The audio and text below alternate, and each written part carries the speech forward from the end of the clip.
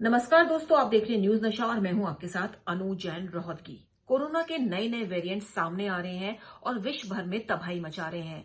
Alpha, beta, delta, delta plus और Omicron. और हाल ही में यूएस और यूके में जिस तरह से कोरोना के मामले बढ़ रहे हैं, तो एक नया नाम सामने आ रहा है, डेल्मीक्रॉन। क्या है ये? क्या ये कोरोना को कोई नया वेरिएंट है? तो दोस्तों, हम आप बता दें, डेल्मीक्रॉन जो है विशेषज्ञों ने नाम दिया है उन लोगों को जिनको वायरस, डेल्टा वायरस और ओमिक्रॉन वायरस, दोनों ही वायरस से जो पीड़ित हैं उनको डेल्मीक्रॉन इन्फेक्शन के नाम से वहां पे नाम दिया जा रहा है यूएस और यूके में। और दो वायरस अटैक कर रहे हैं लोगों को। किन लोगों को ज्यादातर अटैक कर रहे हैं? जो स्टडीज सामने आई है, तमाम तरह की स्टडीज आई है, उसमें बताया जा रहा है जिन लोगों की इम्यूनिटी बहुत कम है, ओल्ड एज जो है, बच्चों को भी ये इफेक्ट कर रहा है।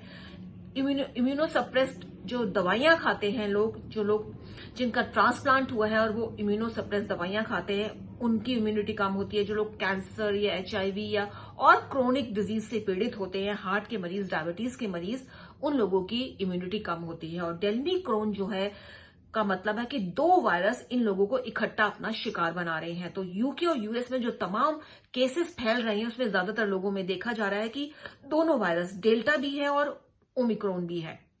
हमारे देश में कितनी बड़ी संभावना है डेल्मीक्रॉन के मामले सामने आने की? मतलब डेल्टा तो ऑलरेडी चल ही रहा है, ओमिक्रॉन के मामले लगातार बढ़ रहे हैं हम देश में। कितनी संभावना है?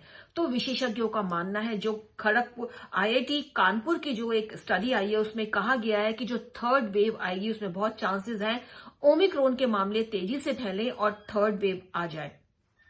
थर्ड वेव इसलिए भी आने की संभावना व्यक्त की जा रही है कि कहा जा रहा है कि लोगों की इम्यूनिटी खत्म हो रही है।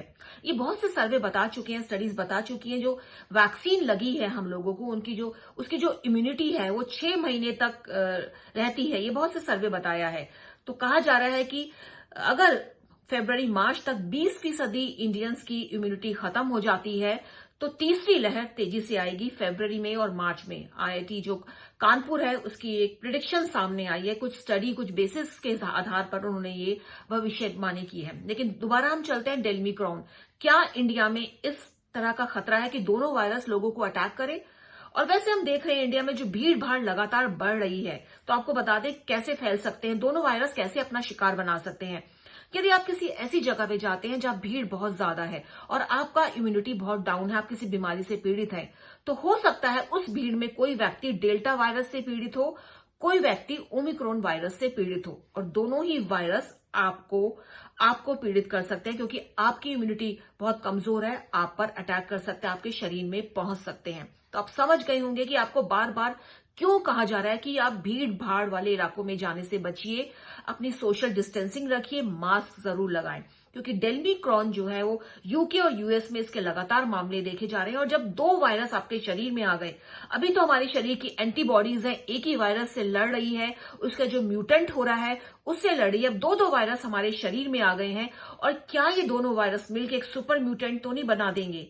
इस बात का भी खतरा वैज्ञानिकों को है। तो तमाम तरह की हमने आज चर्चा की है अपने इस प्रोग्राम में। और हमारे साथ हैं डॉक्टर एम वल्ली हैं, जो गंगाराम हॉस्पिटल दिल्ली में सीनियर मेडिसिन कंसल्टेंट है। हमारे साथ डॉक्टर अनिल बंसल हैं, जो चीफ मेडिकल ऑफिसर रह चुके हैं एनडीएमसी में। आप दोनों का ही स्वागत है न्यूज नशा में। सबसे पहले डॉक्टर वल्ली, आपके पास आपसे ही पूछते हैं कि डेल्मीक्रॉन का बहुत जिक्र आ रहा है, तो कितना बड़ा, क्या भारत को इससे खतरा है? क्या हम लोगों को भी दो वायरस इकट्ठे अटैक कर सकते हैं? क्योंकि अब ओमिक्रॉन के मामले बढ़ रहे हैं, लेकिन पहले से ही डेल्टा वायरस हमारे जो सोसाइटी में, हमारे लोगों में मौजूद है, और काफी लोग उससे भी पीड़ित है।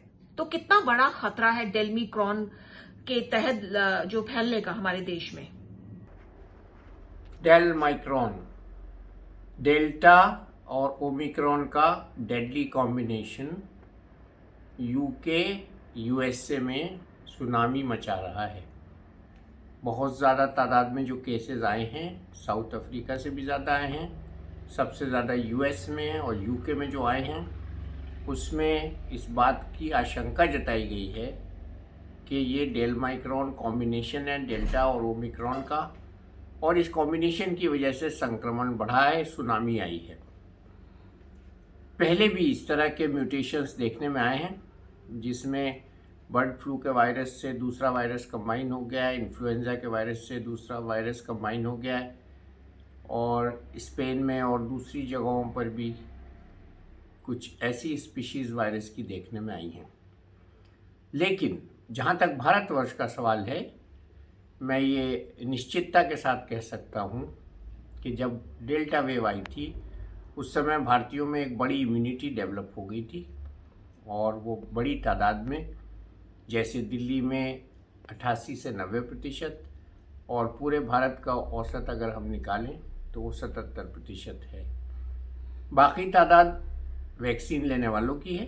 तो वैक्सीन और ये इम्यूनिटी, इसको हम डबल इम्यूनिटी भी कह सकते हैं, हाइब्रिड इम्यूनिटी भी कह सकते हैं, जिसकी बात हो रही है।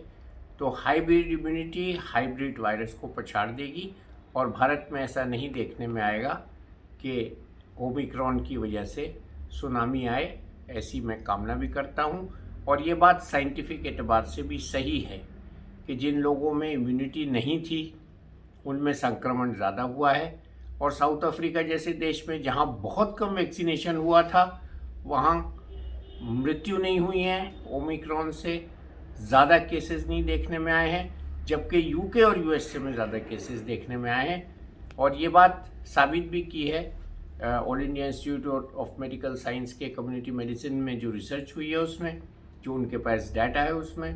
तो इसलिए ये कहना उचित नहीं होगा कि डेल्माइक्रॉन का संक्रमण भारत में आने वाले दिनों में देखने को मिलेगा।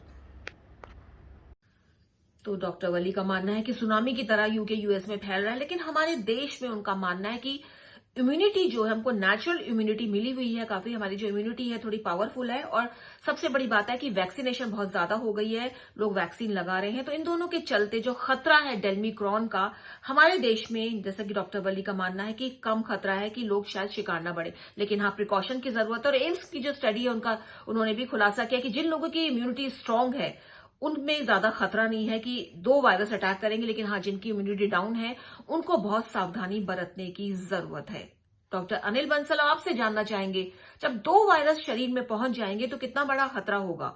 ऑलरेडी एक वायरस से हमारे शरीर की एंटीबॉडीज लड़ती हैं, अगर वो म्यूटेंट हो जाता है उसको पहचानने की कोशिश करती हैं, फिर दोबारा एंटीबॉडीज बनती हैं, लेकिन 2 वायरस इकट्ठे शरीर पर अटैक कर देंगे तो कितना बड़ा खतरा है? मैं डॉक्टर अनिल बंसल बोल रहा हूँ। आजकल पूरे संसार में और हमारे देश में कोविड पैंडेमिक फैला हुआ है, और जो लेटेस्ट न्यूज़ आ रही है कि जो डेल्टा वायरस था, जो सेकेंड वेव के अंदर जिसने बहुत कम कॉम्प्लिकेशन की थी, और एक नया ओमिक्रॉन नया वायरस आ गया म्यूटेट होके, जो कि बहुत तेज़ी से फैल रहा है डेल्टा के मुकाबले। अब दोनों के दोनों इन्फेक्शन इस टाइम फैले हुए हैं, और ऐसे में वो जनता को कैसे नुकसान पहुँचाते हैं इसके बारे में बताना चाहता हूँ कि वायरस जो है बहुत जल्दी म्यूटेट करते हैं, और जब ये वायरस हमारी बॉडी में जाते हैं तो हमारा डिफेंस सिस्टम इनको मारने के लिए एंटीबॉडीज़ बनाता है, जिसमें कुछ टाइम लगता है। और इसी बीच में वायरस अपने आप को उस एंटीबॉडीज़ से बचाने के लिए म्यूटेशन करते हैं उनकी फ्यूचर जनरेशन में, जिससे कि एक नया वायरस जो आए और उस एंटीबॉडी से अपने आप को बचा सके। अब क्योंकि 2 वायरस हैं और दोनों वायरस में काफ़ी डिफरेंस है, तो हमारे जब ये बॉडी में अटैक करते हैं तो दोनों वायरस के अगेंस्ट एंटीबॉडीज़ बननी शुरू होती है, और वो लोग भी जो नया वायरस, क्योंकि जो मैसेज हमारी बॉडी ने एंटीबॉडीज ने दिया वो वायरस के पास गया, और वो एक नया वायरस बन के आ सकता है जो कि इन दोनों से भी ज़्यादा खतरनाक हो सकता है। इसलिए हमें बड़ा ध्यान रखना पड़ेगा कि कोविड प्रोटोकॉल जो है मेंटेन करने हैं। अगर नहीं करेंगे और ये दोनों वायरस, जैसे कि देखा गया है कि और नई वेरिएशन भी आ रही हैं और इसके अगेंस्ट वैक्सीनेशन भी ज़्यादा काम नहीं कर रही, तो हमें पूरा ध्यान रखना है कि इस वायरस के जो अटैक से, दोनों वायरस के अटैक से हम अपने आप को बचाएं। तो जैसे डॉक्टर बंसल का कहना है कि दोनों वायरस अलग अलग हैं, और दोनों ही वायरस जो है उन लोगों पे अटैक करेंगे जिनकी इम्यूनिटी डाउन है। और सबसे बड़ी जो चिंता यही है कि अगर दोनों वायरस मिलकर एक नया म्यूटेंट बना दे तो वो बहुत ज्यादा खतरनाक होगा। लेकिन अगर हम वैक्सीनेटेड हैं, हमने वैक्सीन लगाई हुई है, हम अपनी इम्यूनिटी स्ट्रांग रखें, हम थोड़ी प्रिकॉशंस बरतें, तो हम इस खतरे से बच सकते हैं। एक बार फिर रुख करेंगे डॉक्टर एम वली का। डॉक्टर वली, यही जानना चाहेंगे, जैसा कि डॉक्टर बंसल कह रहे हैं कि खतरा है कि हो सकता है एक और सुपर म्यूटेंट सामने आ जाए, दोनों वायरस मिल जाएंगे ओमिक्रॉन और डेल्टा वायरस मिलकर के एक नया सुपर वेरिएंट सामने आ जाए, कितना बड़ा खतरा है आने वाले समय में। और यही जो सुपर वेरिएंट आएगा, हो सकता है यही विश्व में दोबारा से एक तबाही जो है उसको दोबारा से विश्व में एक तबाही लाए। जब दो वायरस शरीर में एक साथ अटैक करते हैं, जो कि रेयर सिचुएशन होगी, तो उन लोगों में इसका खतरा ज़्यादा होगा जिनकी इम्यूनिटी कम है। जैसे कि ओमिक्रॉन के संक्रमण के बारे में भी थ्योरी दी जा रही है कि HIV से पीड़ित व्यक्ति जिसका इलाज नहीं हुआ था उसमें पैदा हुआ है, और 11529 वायरस आइसोलेट हुआ है। इसके साथ ही साथ ये भी देखा गया है, और ब्रिटेन के पार्लियामेंट में भी एक डॉक्टर पॉल है, उन्होंने स्टेटमेंट दिया है, वहाँ ब्रिटिश पार्लियामेंट की मेडिकल जो कमेटी है उसमें उन्होंने कहा है कि सुपर म्यूटेंट वायरस आने की आशंका है। अगर ओमिक्रॉन में कोई और वायरस मिल जाएगा तो वो सुपर म्यूटेंट वायरस बन जाएगा। और इसका लॉजिक साइंटिफिक ये है कि जीनोमिक ओवरलैप होता है और जिसकी वजह से वायरल स्वाइप होता है। जीनोमिक स्वाइप जो है वो इन्फेक्टेड व्यक्ति के शरीर में रहने वाले RNA में होता है।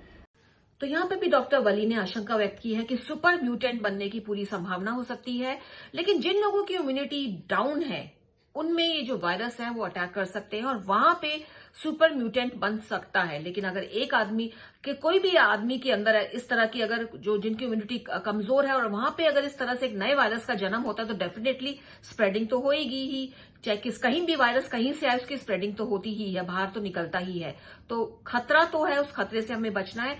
और अच्छी बात यह है जो नया ओमिक्रॉन वायरस जो वेरिएंट आया है, जो माना जा रहा है, जो देखा जा रहा है कि mRNA से बनी जो वैक्सीन है, जो मोडर्ना और फाइजर की वैक्सीन है, कहा जा रहा है कि ये ओमिक्रॉन वायरस पे ज्यादा इफेक्टिव नहीं है। लेकिन जो लेटेस्ट स्टडीज आई हैं, जो लेंसेट में भी छपी हैं, जो एक प्रेस्टीज जर्नल है, मेडिकल जर्नल है, उसमें कहा गया है कि कोविशील्ड और कोवैक्सीन दोनों ही जो है इस वायरस के अगेंस्ट अच्छा काम कर रही हैं। तो आपको बता दें, mRNA टेक्निक से पहली बार मोडर्ना और फाइजर ने जो वैक्सीन बनाई है, इसमें आर्टिफिशियल वायरस का इस्तेमाल हुआ है। जब वैक्सीन बनाते हैं तो कई तरीके से बनती है, हम आपको कई बार समझा भी चुके हैं, एक बार फिर आपको बताते हैं।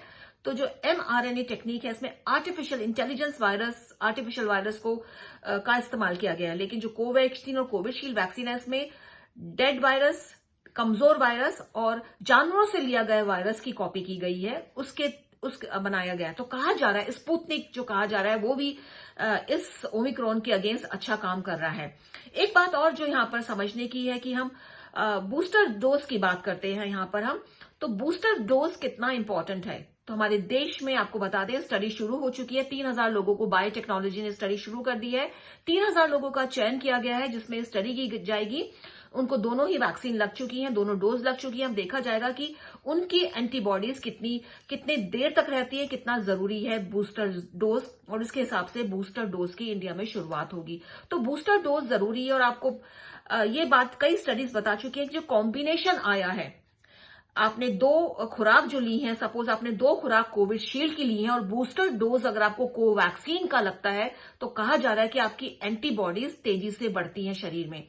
तो ये जो कॉम्बिनेशन है, इसके तहत इस समय हमारे देश में 3 वैक्सीन उपलब्ध है। आपको पता है कोविशील्ड है, कोवैक्सीन है, स्पुतनिक है। तो सरकार की ये भी कोशिश है कि जब बूस्टर डोज पहल किया जाए तो कोशिश यही की जाए कि जो बूस्टर लगे वो एक डिफरेंट वैक्सीन का लगे, सेम वैक्सीन का ना लगे। क्योंकि कई स्टडीज सक्सेसफुली ये बता चुकी हैं कि बूस्टर डोज जो है दूसरी तकनीक से बने हुए दूसरे वैक्सीन का लगना चाहिए, एंटीबॉडीज अच्छी रहती है शरीर में। तो बूस्टर डोज कितना जरूरी है, इसके लिए स्टडी शुरू हो चुकी है इंडिया में। और ज्यादातर लोगों का यही मानना है, ज्यादातर विशेषज्ञों का यही मानना है कि जिस तरह से ओमिक्रॉन का खतरा तेजी से बढ़ रहा है, बूस्टर डोज की बहुत ज्यादा जरूरत है। क्योंकि ये देखने में आ रहा है ओमिक्रॉन तेजी से उन्हीं लोगों में फैल रहा है जिनकी इम्यूनिटी डाउन है। ओमिक्रॉन और डेल्टा वायरस उन्हीं को अपना शिकार बना रहा है जिनकी इम्यूनिटी बहुत कम है और जिनको वैक्सीन नहीं लगी है।